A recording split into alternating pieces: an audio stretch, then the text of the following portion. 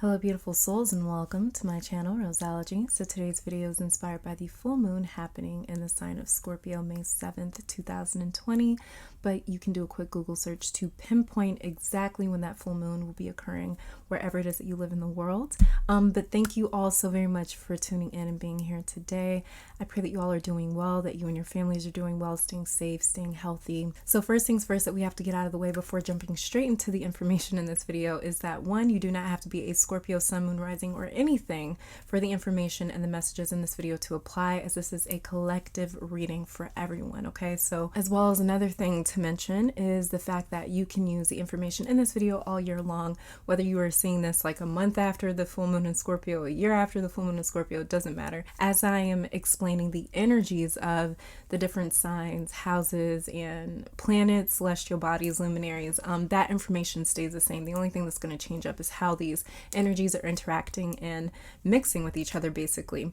As well as, if you know why you are here, then you can head straight down to the comments in the description section down below to see the timestamps to different points and topics discussed in this video. All right, so let's go ahead and get started talking about this full moon happening in Scorpio. That's going to be a really intense, powerful, crazy as full moon. It's going to be a super full moon. The very first thing that I want to talk about in terms of a full moon is what is a full moon. So a full moon is when the sun and moon are in opposition of each other. They're 180 degrees apart. It's like sitting across from someone else at a dining table and you're sort of facing them, you know? So when this happens between the sun and the sun represents our ego, the way it is that we identify. If somebody was to ask you, who are you? How would you describe yourself as a person? Whatever it is that you say to describe yourself would be representative of your ego or your sun sign, while the moon represents our subconscious, the internal emotional self, the part of us that is just instinctive. We can't necessarily control it. It's just who we are. We can't help it, right? We feel how we feel. We are who we are. That is your moon sign, okay? So when we have a full moon, the full moon is really big, bright, bold in the sky. The moon sign is the part of us that is usually buried behind layers and layers and layers of the ego. And so when we have a full moon, that innermost part of us, it comes out to the surface where it confronts or interacts with the ego, with this outermost layer of us, the emotional part of us, the innermost part of us, our inner being, our inner child, our heart space. Our instincts are really getting triggered and pushed up to the surface. And this is why people act a little more erratic, a little less reserved, a little less poised. Okay, so moving on, we need to discuss Scorpio energy. So who is Scorpio? What is the guts of Scorpionic energy? So Scorpio is a planet that is, or not the planet, but Scorpio is a sign that is ruled by the planet Pluto, the god of death, and Mars, the god of war. So yeah, can you imagine the god of death and the god of war just like making a baby together? Like, of course it's going to be a really intense baby. It's going to be a really intense product or entity of energy when you're bringing together war and death. Scorpio is all about rebirth because it's exactly what happens after war and death comes together. It's a complete rebirth. It's a complete transformation of a person or of history or of our life. It kind of like marks that point between like shifting from like BCE before current era to ACE after current era, right? It's kind of like that breaking point is what Scorpio represents. It represents that point of us that transforms because that old part of us is weighing us down. It's holding us back. Scorpio is the energy that comes in and it transforms a being through really deep introspective work. Scorpio is a fixed water sign and Scorpio goes deep. Scorpio is the one sign in the zodiac that none of the other signs wants to accompany in his work because Scorpio rules the reproductive organs as well as like the anus area, right? And when you look at that area, what does that area do in our body? It dispels, it gets rid of the waste from our body. When we eat, you know, the body takes the nutrients that it needs from that food and it discards of everything else. That's exactly what Scorpio does. Scorpio discards of the things that we no longer need. That is a very grimy, dirty, gritty, ugly, nasty job.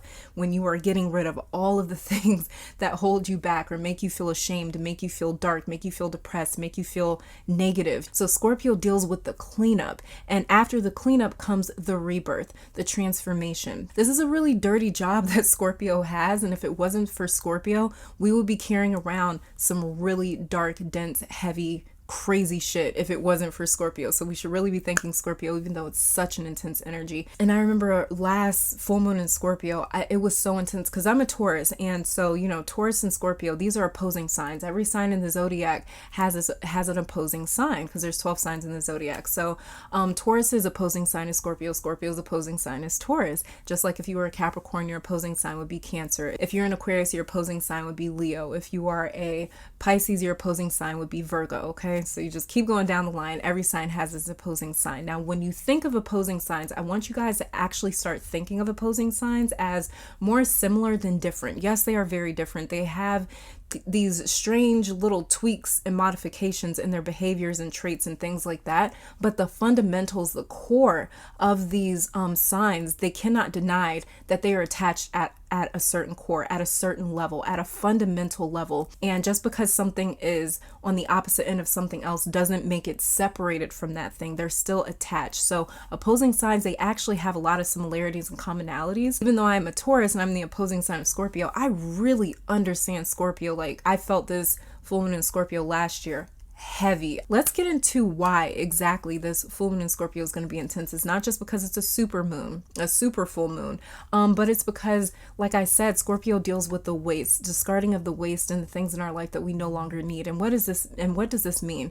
This means that we are dealing with the unconscious. This means that we are dealing with the things that we no longer necessarily want. This means that we are dealing with the shadow. Now, in my shadow pick a card, if you guys are interested in that, I'll leave the link down below. But in my shadow pick a card, I talked about the shadow, otherwise known as the unconscious psyche, as almost like the trash bin on your computer, where we sort of throw things away and we just think it's kind of gone, you know, after we delete it. But the difference is between us and a computer is we're not a fucking computer. When we try to discard of things, it doesn't necessarily just disappear and go away, you know, as nice as that would be. These things sort of stay. Our shadows sort of leaves like a little chemtrail behind it where it's like, you know, there's residue of our shadow everywhere it is that we look, everywhere it is that we go. So the very first thing that I want to talk about in the astrological chart here for this full moon happening in the sign of Scorpio is the sun in Taurus opposing the moon in Scorpio. So Taurus has a very stubborn approach to life, right?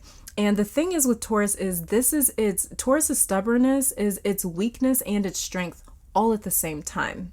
Because Taurus's inability to see other optics, viewpoints, and perspectives is what makes Taurus very loyal, very dependable, very reliant, very sure of itself. But at the same time, this can sort of steer Taurus into unyielding, rigid, uncompromising territory where, you know, Taurus just can't necessarily see outside of itself. Taurus can get very one-track minded. Like I said, I'm a Taurus, so I get it. We can get very one-track minded though, because we're so committed to that one viewpoint, that one perspective, that one thing, that one person. We get so committed. We're so loyal. And so we just stick to that one thing. But this can also make us very possessive, rigid, and stubborn. But there's a clear battle here for this full moon happening in the sign of Scorpio. And it is between the baser self or shadow self and the higher self or more evolved self. As well as this could be between your past self and your present self. So we have different dimensions of ourself that are existing at all times. Now, the higher self, we are all pretty familiar with in spirituality. The ancient Cometians, otherwise known as the ancient Egyptians, they referred to the higher self as the Ka, because you have the Ka, the Ba, and the Akh. And the Akh is what you sort of evolved or graduated to if you passed the test of Ma'at. But the Ka was the higher self. That is a part of us that is holy, it's pure, it is untainted, it cannot be compromised by the different experiences that we have within our life, within this incarnation. Because like I was saying before, our ego is the one that's very fragile because of the simple fact that it has been constructed by different life experiences. And this is why the ego is the first thing to go when we have a traumatic experience or a very intense experience in life.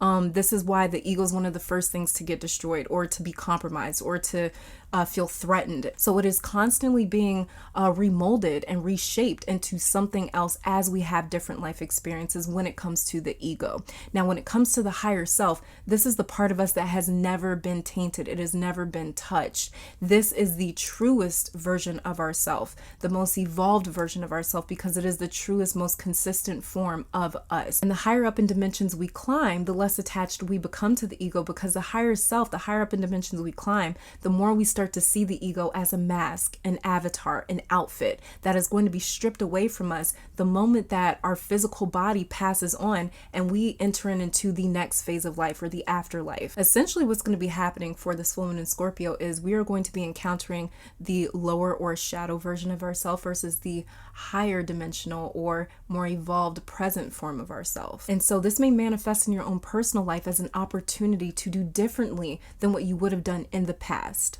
This is an opportunity to not react, retaliate, behave, or respond in a way that our lower self, shadow self, or baser self wants to. This full moon is an opportunity for us to calibrate into a higher version of ourself. So let's take a moment and talk about the lower self or the shadow self. My work and my spiritual journey, the one thing that I focused on the most was my shadow side, because I spent almost 3 years in my shadow before even moving into spirituality, committing myself to some sort of a spiritual journey. What I have come to learn about it is that the shadow is far from anything that is negative or evil or demonic. It is not the evil version of us, okay? It's not this demon that tries to possess our body. It is us, okay? It's just us. It is our trash bin. It is the unconscious. It's the part of us that we are least aware of. And this is why it is considered the unconscious. When we are dealing with the unconscious, we are dealing with the darkest parts of ourselves, but not dark in a way that is evil, dark in a way where we are not able to see or sense or be aware of just about anything. Because many of us have hidden the unconscious behind several layers of the ego, of the conscious, of all these other things. So, the unconscious is the part that we have to dive really deep into. And like I said, Scorpio rules the unconscious, being that he is ruled by Pluto, who is known as the Dark Mother. And Pluto is the furthest planet from the sun in our solar system. This makes Pluto the darkest planet in our solar system. The shadow is not an evil thing. It's just the darkest part of us. It's the part of us that we are least aware of. So this is not the bad part of us that we need to escape, right? On the contrary, this is the part of us that we need to respect, celebrate, appreciate, and love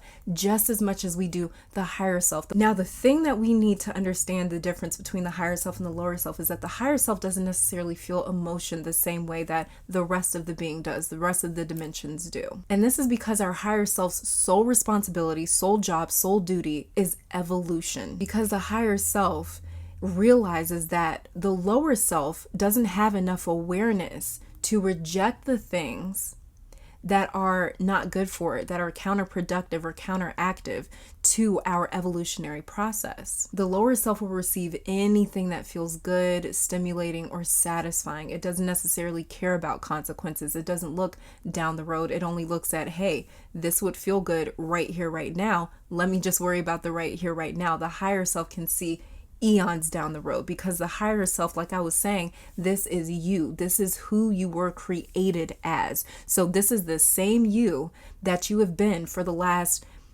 however many years your soul has been alive, however many years your soul has existed, however many years ago it was when the creator created you, when the universe created you. That is the same exact energy or entity that you have been up until this point right here, right now. When we give into anger, fear, shame, regret, remorse, jealousy, any sort of low vibrational emotion, that is not the real us, okay? That is so not the real us. That is us with a man-made, 3D made, world made, this incarnation or this experience made filter on it, okay? It's not the real us. It's the ego that is feeling threatened. It's the ego that is feeling compromised. It's the ego that is feeling confronted and defensive. But if you could see how calm your higher self was during any sort of experience that you've ever gone through that was intense, that was difficult, if you could see how calm your higher self was, it would speak instant peace into your entire being. And this is why low vibrational emotions really distort or disorient the perception that the higher self is trying to feed us. The higher self is only ever trying to feed us peace, because the higher self realizes we have way bigger fish to fry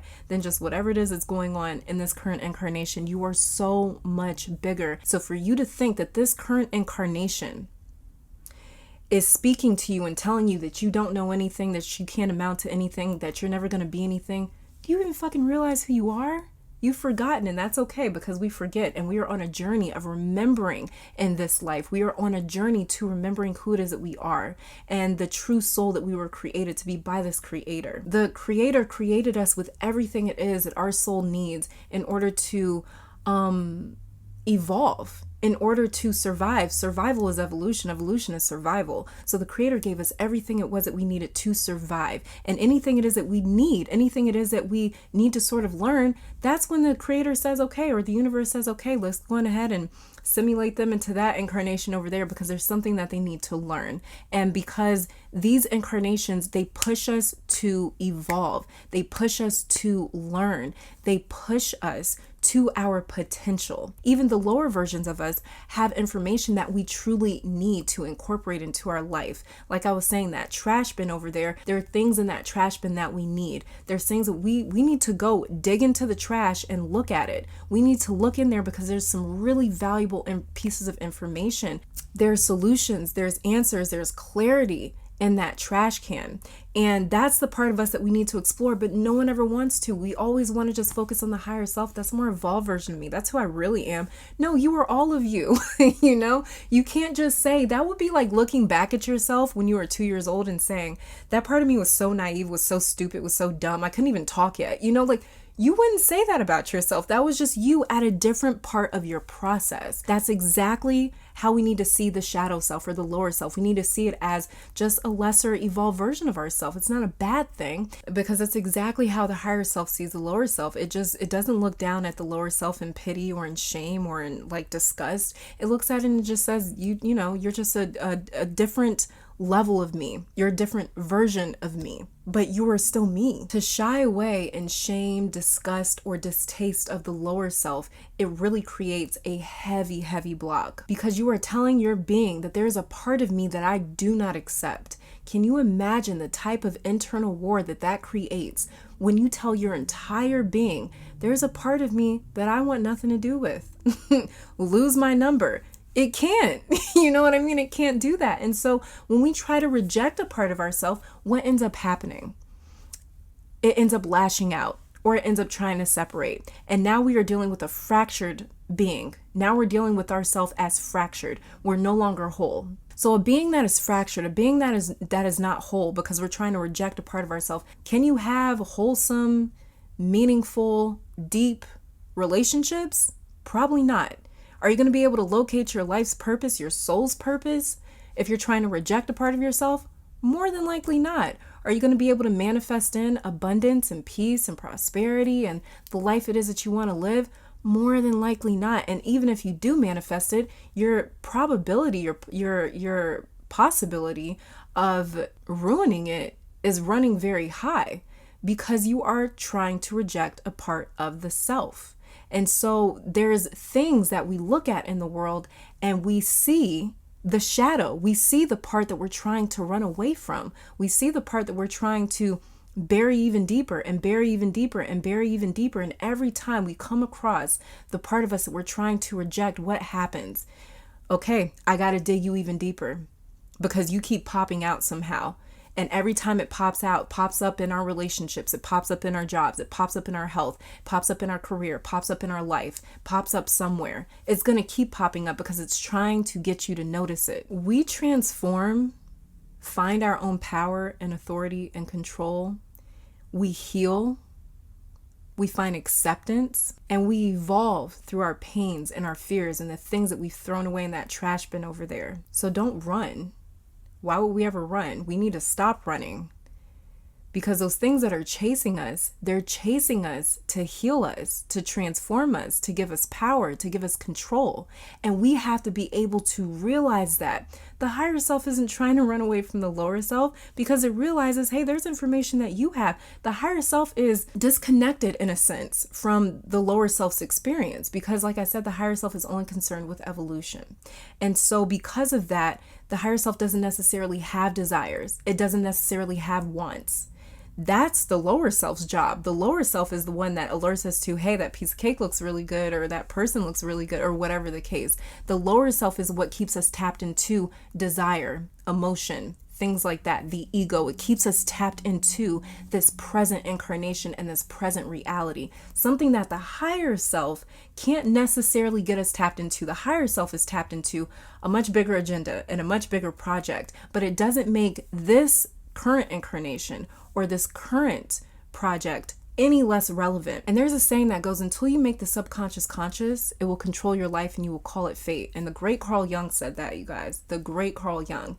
And I believe that that is really, really seriously what is happening with this full moon in Scorpio. Is this full moon in Scorpio is trying to alert us to the different things that we have settled for. So the lower versions are only cognizant of their dimension. So their wants and needs correlates to their experience, just like the 3D cannot see the 4D, but the 4D can see the 3D. The higher dimensions can see the lower dimension. The lower dimensional self may require less to survive and evolve. And this is why listening to the lower self can really lower our own standards when we try to fulfill or satisfy the ego or the shadow self. The higher dimensional versions of us require us to take evolutionary steps to transform, to become our potential, basically.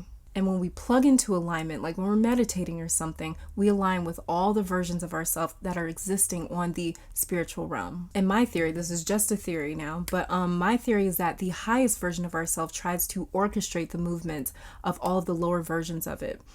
Or at least tries to direct, in a sense, you know? And this is why we have dreams of us needing to make certain decisions and make certain changes in our life. This is the higher version of ourselves sending us messages on how to align with the rest of the being. So the higher our state of consciousness grows, the more our exclusive need for free will depreciates. Each dimensional self experiences free will to some degree, in my opinion. And the higher we climb, the less inclined we are to satisfy our own self, to satisfy our own needs. So now that we have discussed a little bit of the shadow self, and I could literally talk about the shadow self all day. I mean, like, it's to me, that's one of the most interesting topics, is because I spent so much time with it, I believe. Now, moving on to the astrological chart for the full moon, the rest of the astrological chart. So we have the Sun, Mercury, and Uranus in the sign of Taurus. Now, conjunction. When we discuss conjunction, this just means that two planets are sitting particularly close to each other. Just because two planets are sitting close to each other does not necessarily mean they're getting along. Sometimes a conjunction can feel like an opposition or a square. And this is because conjunction is more so like a combining of principles and fundamentals. And sometimes this can be a little bit tricky or challenging depending on the aspects that each luminary is bringing into this conjunction. So they're bringing in their own ingredients into another concoction of something else, some other recipe. Okay, so this is a lot of different things happening when we have a conjunction. It's not just those two planets coming together, and I've never really explained that before, so I just wanted to explain that really quick in this video. The Sun, Mercury, and Uranus, we already talked about how the Sun represents the ego. Well, the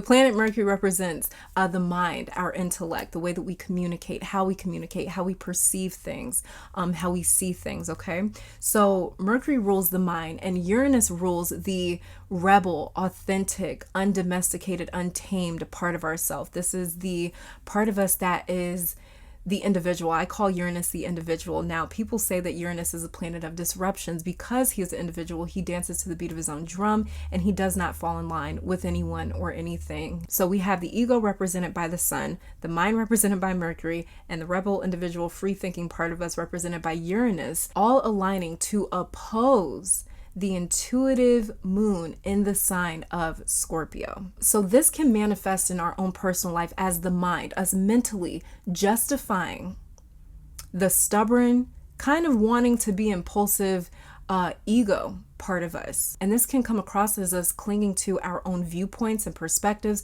and refusing to see outside of that. So this is kind of us saying, like, I don't want to listen to my emotional, intuitive, more evolved, wise self. I want to sort of do everything I can to prop up the narrative that my ego is trying to cling to. So for instance, let me just break this down as an example. Let's say you're going through some issues in your relationship, right? The part of your ego that doesn't want to leave because you don't want to have to tell everybody that another relationship didn't work out or something else happened. You know, that's a part of your ego that you're trying to respect, or that's a part of your ego that you're trying to protect. But meanwhile, the innermost part of you, the instinctive part of you, the intuitive part of you is saying, you won't be happy here. You're not going to be happy. That's the part of us that's just real and is just giving us the real. But our ego doesn't want to listen to that, because our ego is like, I don't want to deal with like my mom or my parents or my family or my friends asking questions. I don't want to deal with that. I don't want to deal with having to move out of here and having to change my, I don't want to deal with another breakup, you know? So it's like these really fragile parts of us that we're trying to protect. But there's this intuitive part of us that's saying, but you know you're not going to be happy. You know you cannot be happy here. And so the shadow side is almost challenging us and is saying, well, how much is your happiness worth? You know, like, what is it worth to you? So this full moon in Scorpio is really challenging the things that we've settled for in life. And that's what's really getting broken down here as we move through Taurus season and deal with this full moon in Scorpio. The things that we have settled for are getting eradicated, or they are getting brought to the surface where we have to deal with it and say, okay, I have settled here. Or where we're saying, okay, I know I'm not going to be happy here, but I'm still okay with settling with that because I'd rather not be happy here than dealing with something else. So this full moon, like I was saying, is really challenging us to say, where have you settled? And why have you settled? And maybe we don't necessarily need to take actions to change it just yet, but this is us becoming more aware of these things. The unconscious is coming to the surface, and we have to be aware of it, and we have to honestly look at it and say, okay, this is my truth. This is where I have decided to say my happiness isn't worth it because I just don't want to deal with that. And that's a very hard truth to come to terms with. It's very difficult to say, I am sacrificing my happiness just so this part of my life can stay intact, even though it's not intact. Being able to admit this isn't right, this isn't healthy, this isn't good, this isn't together, this isn't as structured as I have made it seem to be or made it out to look like. It's very difficult to deal with that truth, to confront that truth, to confront that reality. But that's exactly what the full moon in Scorpio is doing. Scorpio, like I said, is a deep diver. He's the investigator of the zodiac. All he wants to do is get down to the bottom of the truth. He wants to see the truth no matter how ugly, dirty, scary, grimy, dark it is. He just needs to see the truth. And so this is why those really hard truths are coming up to the surface. You know, this is all about how deep do you want to bury it? Or do you want to keep burying it? Maybe now's your time, your opportunity to do differently and say, hey, you know what? Stay out while you're at it. Let's have a conversation. Let's sit down and grab a coffee. You know, so this is a very stubborn part of us that we're just really not willing to relinquish our control over just yet. And we have to come to terms with that. We have to at least be able to admit it. Or I am no longer willing to sacrifice my happiness for this. I am no longer willing to settle. I am ready to fucking collect what is mine. And that's what Scorpio does. He transforms us into warriors that can see the truth. He transforms us into truth warriors that can acknowledge the truth, that can engage with it, and won't get scared off by it. So Uranus and Mercury has provided major ammunition and validation to the ego. And the ego is almost taking that ammunition and abusing its power. Like I was using in that example, I don't want to have to go through another breakup. I don't want to have to tell people about another breakup. I don't want to have failed at another relationship. With the ego using that ammunition, the ego is going to find every single reason for you to stay in that toxic, unhealthy, unhappy situation. The ego is going to find every little reason. Oh, my mom's too judgmental. Oh, my friends are just going to laugh at me. Oh, well, you know, what they did wasn't that bad. You know, I'm just going to get over it anyways in a couple of days, or whatever reasons it is that we use to justify making ourselves miserable and making ourselves suffer is what the ego is really going to use as ammunition during this time, this full moon in Scorpio. And this is why during this full moon in Scorpio, self-control is really seriously needed. I talked about this in the new moon in Taurus video from a couple of weeks ago. You guys can check that out if you'd like to. But I brought up self-control there. I was kind of seeing in the charts how self-control is sort of coming up a lot. Like, we're really going to seriously need self-control to get through these next couple of months here. And this full moon in Scorpio is really imploring us, begging us to utilize a little bit of our control that we mustered up. The crazy thing is a part of us may be very thirsty for control, power, authority, and influence, especially with how things have been going in the last few months, with so many people feeling out of control of their lives. So many of us have been sort of stripped of that little bit of control that we thought we had, that people may be ready to just gorge and binge on any little bit of control that they receive. And this can cause an imbalance or an abuse of that sort of power. And that sort of abuse can really end up hurting us as we choose to settle for certain situations that we know are toxic. So if our baser self isn't checked, it may sort of go on an ego spree, working to suppress the information and the wisdom and the advice that is sort of trying to be trickled down from the higher self here. Now moving on to Mars square the Sun, Moon, and Mercury. So Mars is the planet of drive, ambition. He is the reason that we do the things that we do.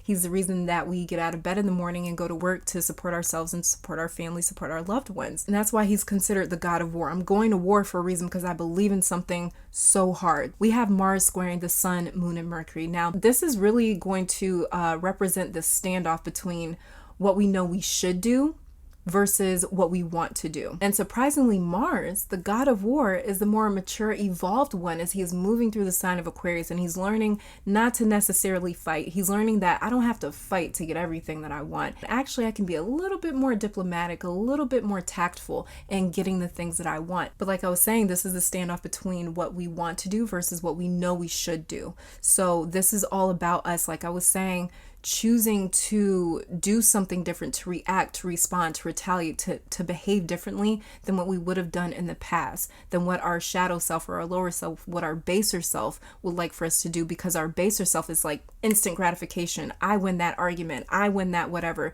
You can be right or you can be happy. That's the thing with this whole full moon in Scorpio, is like, how much is your pride worth to you? How much is your pride worth to you? Taurus is a very prideful sign, and we are in Taurus season. That's why we're having the full moon, and it's opposing sign in the sign of Scorpio. So, there's a lot of pride here. Our pride is really being triggered, especially when we're seeing the things like, I've settled for that. Our pride is really taking a hit. It's taking a hit either way. Moving on here to Mars, who is in the sign of Aquarius, trine Venus in Gemini and the North Node in Gemini. Now, this is communication between the divine masculine, represented by the body, and the divine feminine, represented by the spirit. So this is, again, communication being sifted from the higher self to the lower self, baser or shadow self. Now, the body, when we deal with the body, when we deal with the divine masculine, when we deal with structure, we're dealing with a limited being. And so the body, the divine masculine, which is limited, can only supersede these limitations and restrictions through the divine feminine, through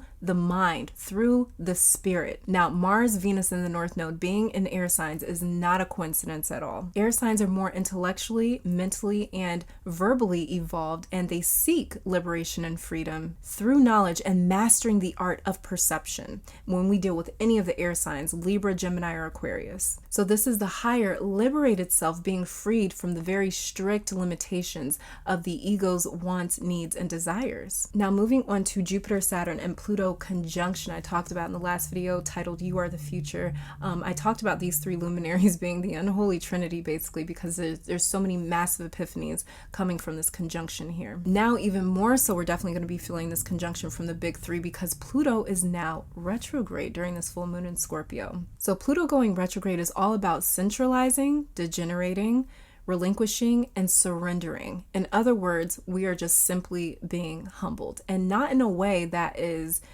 deprecating, but in a way that we are learning to appreciate the things about us that made us feel insignificant or inferior or shameful. We're learning to see value in the things that we couldn't see worth in before. We're learning to see value in that trash bin over there where it's just like, I threw away those parts of myself. We're learning to love those parts of ourselves. We're learning to integrate those parts of ourselves. That's the way we can be whole, because we are starting to realize how important it is for us to be whole throughout this journey, throughout this incarnation. And so us being whole is becoming the priority very quickly here.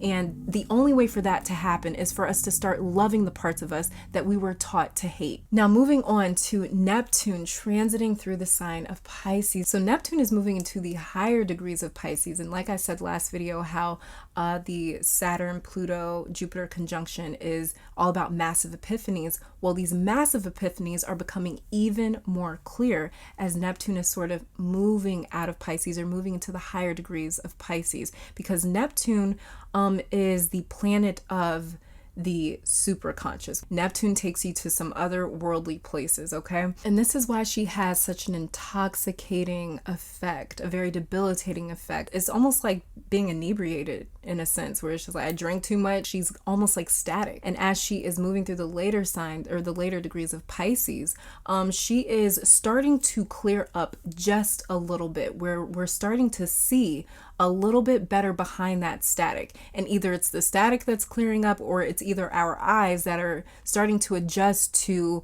working through things that are very muddy, that are very unclear, muddy waters, just things that don't make sense. But in my opinion, I think we just adapted to it. I think we just evolved in this sort of time where information isn't as clear. Information it's fluid. You never really know what's true. But I think we're really starting to adapt, get used to the fact that we have to really search for the truth. We have to really, really look for it. So this will be clearing up confusion, answering a lot of questions, while simultaneously bringing us closure. And the very last astrological position that I want to talk about here is the North Node that has just moved into Gemini, and the South Node, which has just moved into Sagittarius. So the South Node represents the wisdom that we already had coming in, and the North Node represents the information and the knowledge and the wisdom that we're trying to pick up and learn in this present incarnation or experience. So with the North Node being in Gemini and the South Node in Sagittarius, this is all about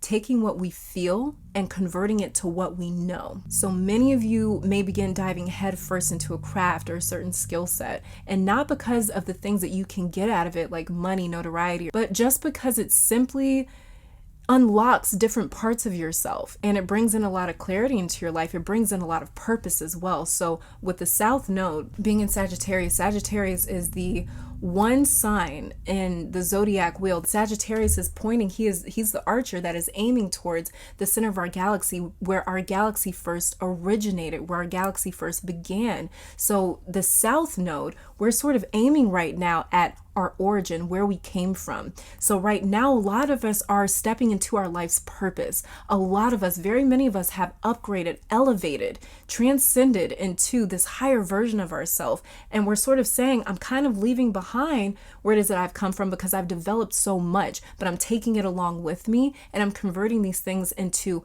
wisdom, knowledge, things that I know in my heart of hearts, things that I know that are meant for me. So there is so much purpose that is coming into so many people's lives with this North Node in Gemini and South Node in Sagittarius. So this is us learning how to fill the gaps and the things that are lacking in our life, learning how to be grateful or appreciative or feeling right at home, even though we might not have certain things. This is us learning how to still be at peace within the self, not having certain things. And by us not having those things, but still finding peace anyways, we're inviting those things in. So we're really learning how to become like master manifestors, where it's like, you know what? I really want love in my life. I really want to be in a relationship, not just because I want someone in my life, but because I want to feel love. It's all about being able to give that to ourselves first in order to be able to bring in more of it. So with this South Node and North Node moving into the signs of Sagittarius and Gemini, we are really not only just learning how to fill our own cups up, but how to have our cups running over, because of the simple fact that it's like, I filled up my own cup. So anything it is that comes into my life is just extra, and I'm all here for it. So this is really, really amazing. This North Node and South Node, I'm really excited for it. I'm seeing some really great things for this. Of course, it's going to be a bumpy ride. It's always going to be that, because we're learning. This is when we're dealing with the North Node and the South Node, this is all about your evolution, okay? This is all about evolution. So this is all about being pushed to to your potential, okay? I'm gonna go on ahead and shuffle a few cards. Well, first, we'll get to you guys this meditation. That way you guys can take a pause, a breather, rest, relax, whatever the case, little bathroom break, little intermission before we get to the cards here, the card read. We'll go on ahead and start that meditation right now.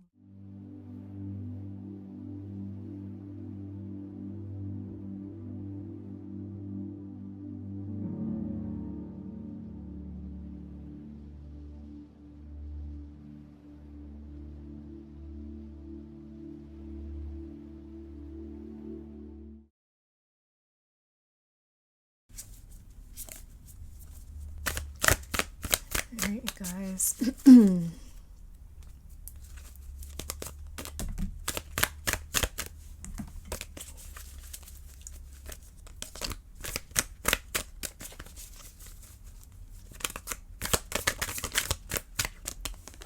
right, this is the first card that popped out.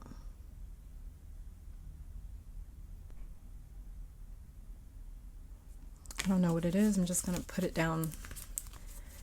Put it face down. This is the next card that jumped out. And we'll go over these in a moment.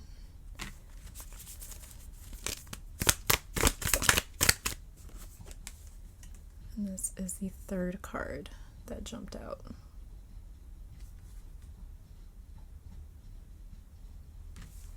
I'm sorry, you guys, you might be able to hear it's like raining out right now.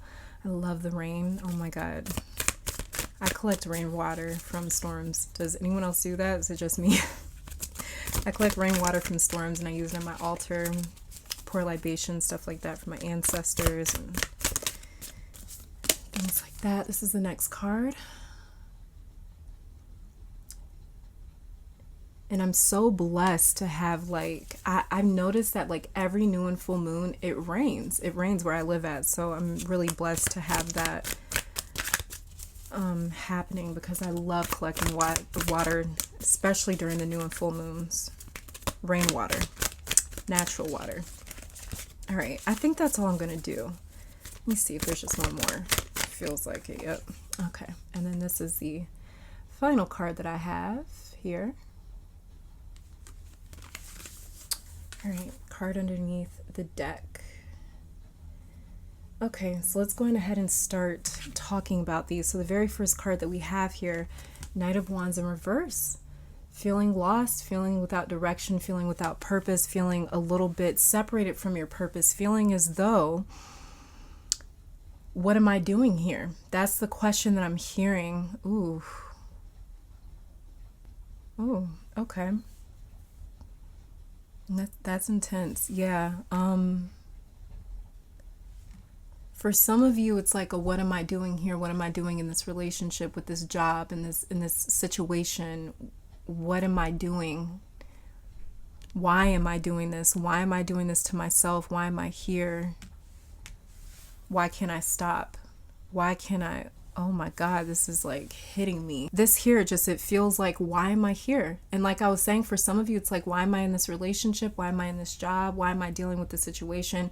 Why am I living this lifestyle? Why am I hurting my body? Why am I abusing my body? Why am I not taking better? Why am I not doing better? For some of you, it's why am I here? Why am I alive? This is what I got goosebumps. This is, let me first address that. You're here because you're supposed to be here. You're here because I need you. You're here because the rest of this world needs you. Let me first say that.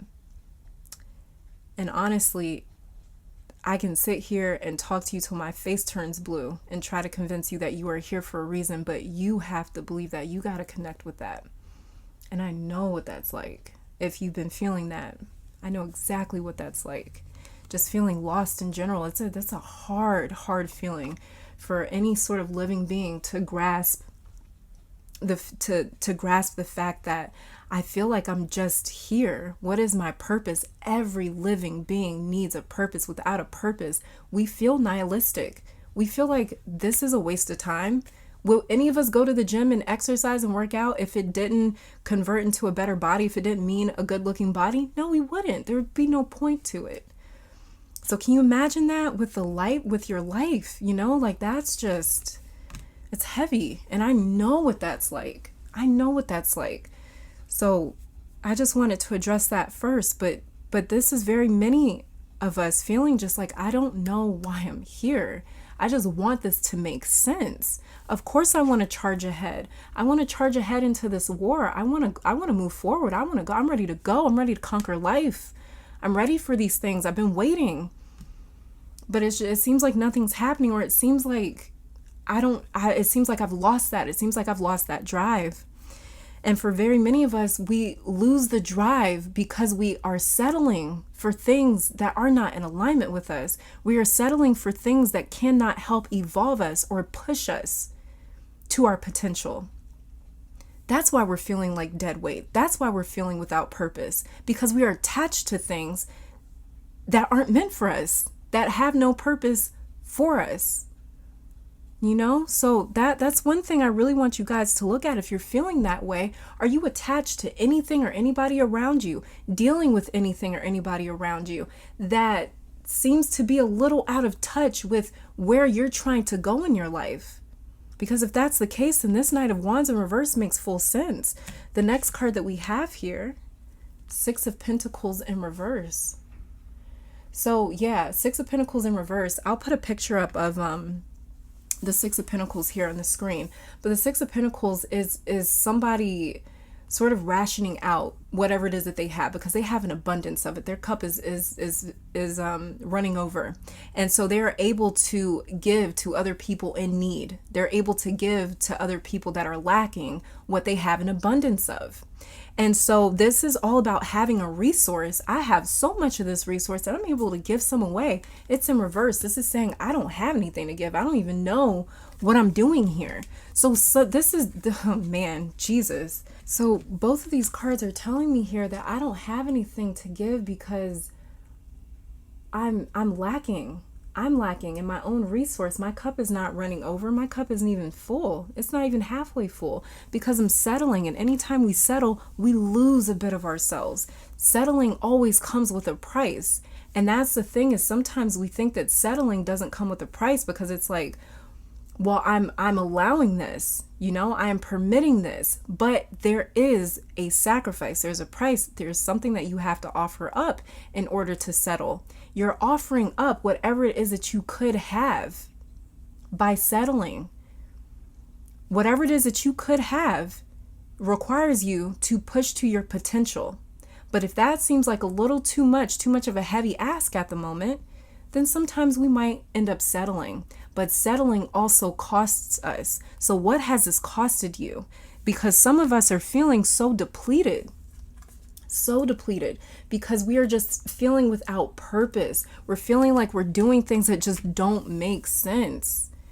There's just no purpose here. Why am I doing this? Let me also say too, this is a lot of your shadow coming into play. Like I said, full moon in Scorpio, we're dealing with the shadow that's coming up to the surface. So otherwise, this kind of would have just been buried deep behind some other layers of yourself.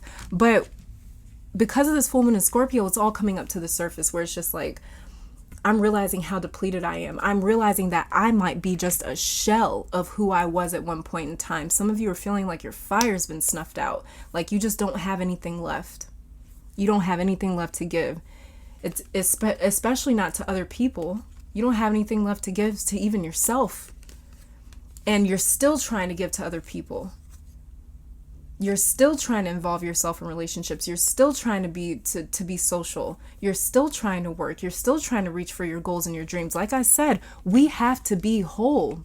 Like I was talking about in the astrological charts here, we have to be whole.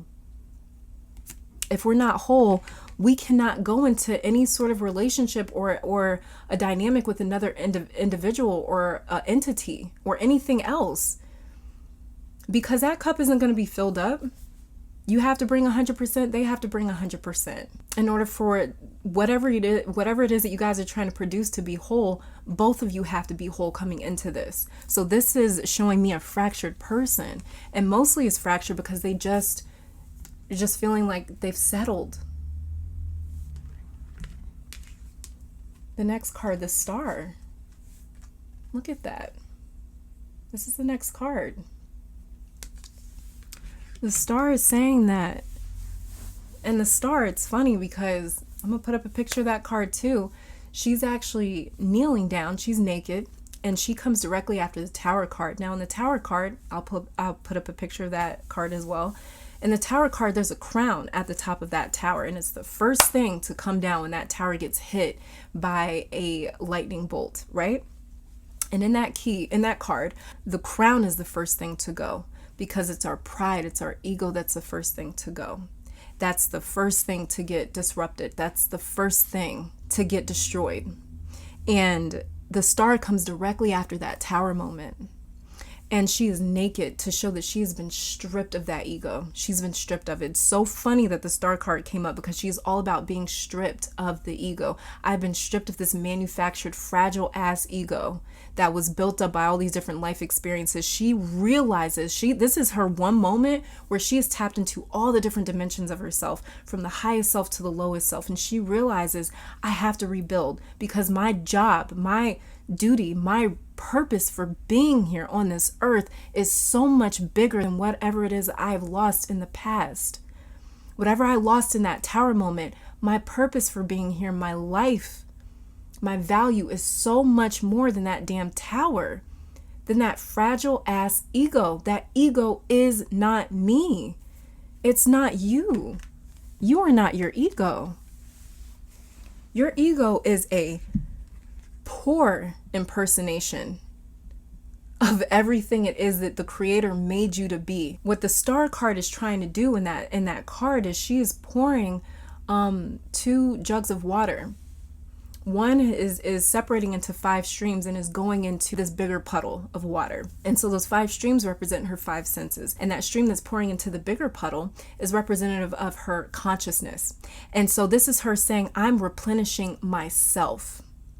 Like I was talking about with the North Node and the South Node, this is all about us learning how to replenish the self, learning how to give to ourself what it is that we need, not allowing our ego to give us what it is that we think that we need, but us replenishing that.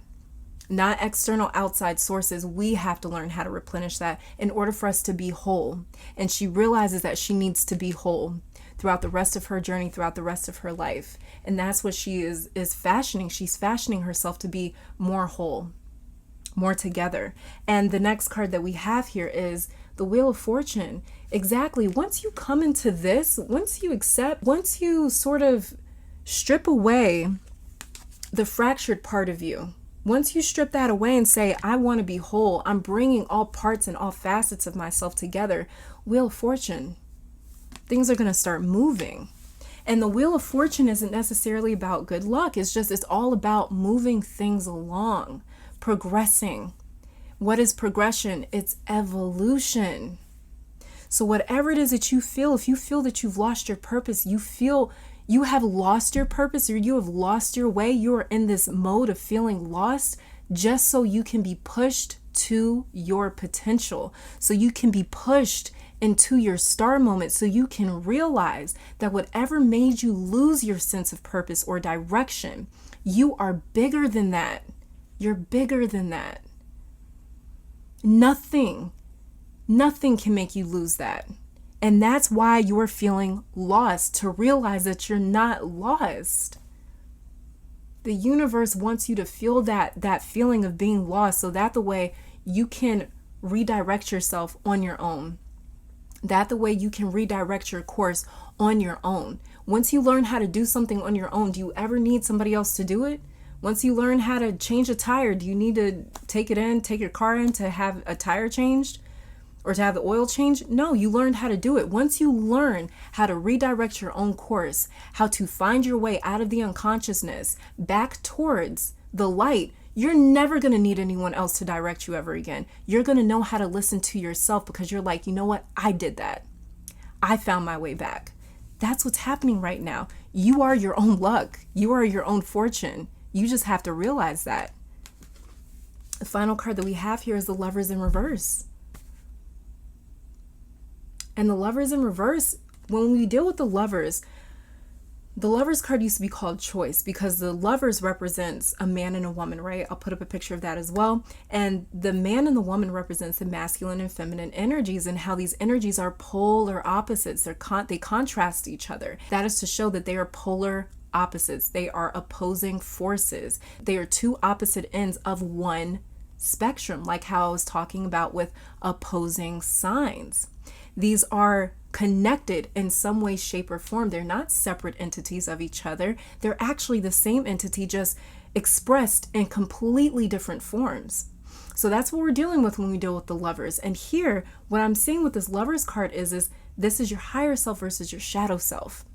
This is you, your higher self. You can see your higher self as you when you feel in control, when you feel like you have direction, when you feel like you have purpose, when you feel like you know where you're going. That's kind of you in your element. And when you are feeling lost without those things, when the things that sort of prop up your ego are stripped away, snatched away from you, that's when we enter into that really like scared place, where it's like, I don't know what to do here. We lose a bit of our confidence. We lose a little bit of our stride, a little bit of that pep in our step, because we're unsure of what to do. There's no clear road here. There's no clear direction. We have to figure it out. We have to push ourselves past that fear into our potential.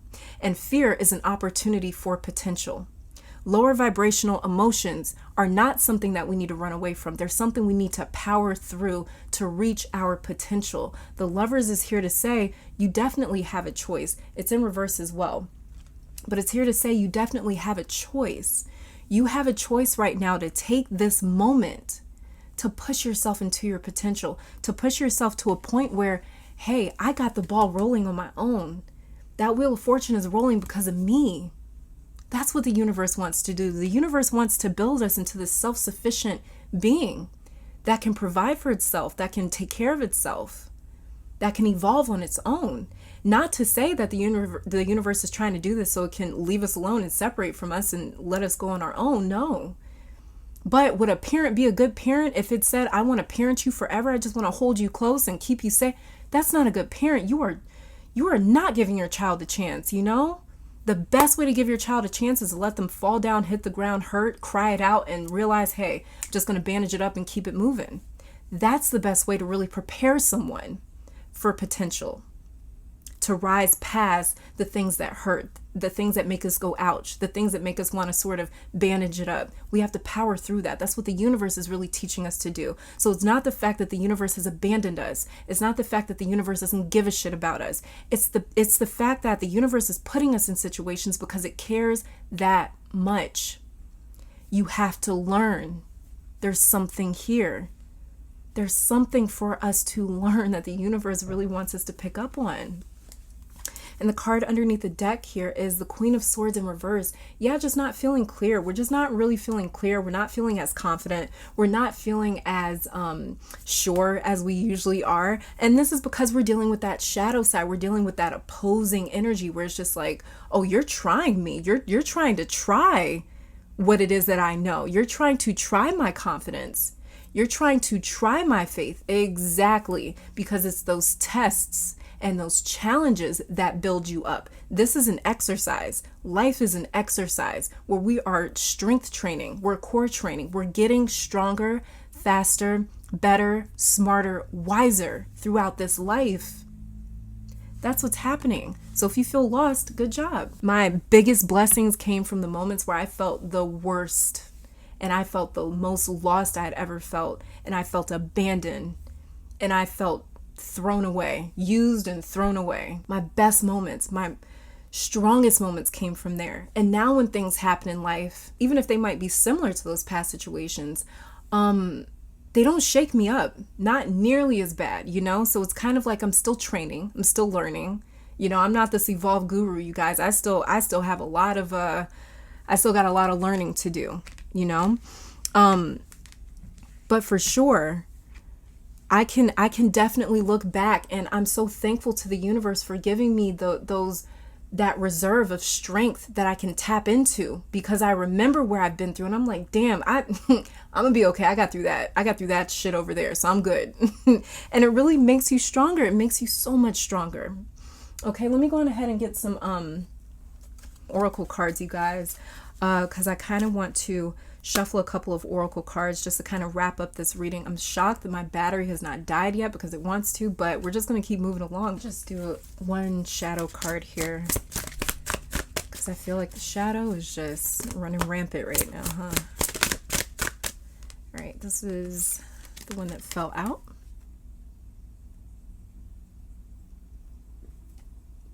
Black flower fragrance.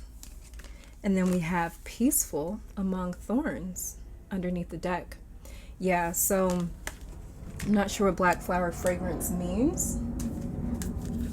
So let me read the book on that real quick. Wow, you guys, what it says in the book here: if we want to go dark, go black. Don't stop to the evening, but embrace the night. Wow, like what we were talking about here. And then peaceful among thorns. Obviously, this is being at peace among all the different things that we're experiencing in life. Finding peace anyways. Being defiant towards the things that want to take our peace away. Let me get one other card here. Let's see. Look at that. Luck is on your side. New moon in Sagittarius. And step out of your comfort zone, North Node. That's funny. That's really funny. You guys, step out of your comfort zone. Luck is on your side. You're going to be okay. Let me see. Let me get one from the Shamanic Healing Oracle deck. Let's see what we got. Changes. We're definitely going through a lot of changes. We're going through a lot of integrating into the higher version of ourselves. And then we have divine timing.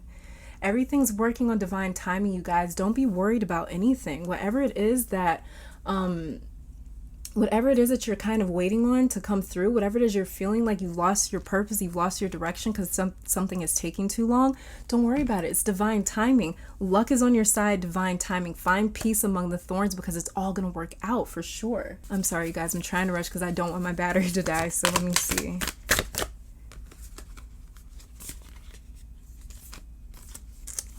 Oshun. All right, let's see. Oshun popped out, but with another card. And you guys know I just like it when one card pops out.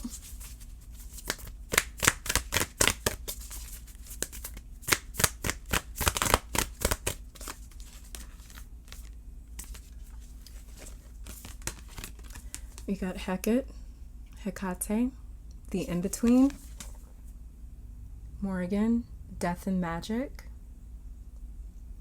So again, we're stuck in the in-between, feeling like we're stuck in limbo, feeling like we're stuck in the in-between. Morrigan, death and magic, that's transformation, that's rebirth. You are a phoenix rising from the ashes, coming back reborn. Hi, you guys. I'm so sorry. My battery ended up dying, so I had to come up here and film the outro part of this, but yeah, basically these are the cards. I don't even remember the last thing that I was saying, but yeah, basically these are the cards, and I'll leave you guys off with the cards here for the full moon in Scorpio. That way you can divine your own messages from these. And yeah, so thank you guys so very much for tuning in. I pray that this reading and these messages, this video, brought you guys some love, support, clarity, and strength. I pray that you guys have an amazing, beautiful full moon in Scorpio.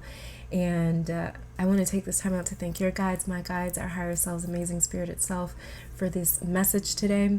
Hope you all come back to visit me sometime soon. But until next time, we pray that you guys have an amazing full moon in Scorpio. And until next time, you guys, stay safe, stay blessed, stay healthy, and keep conquering the world. Bye now.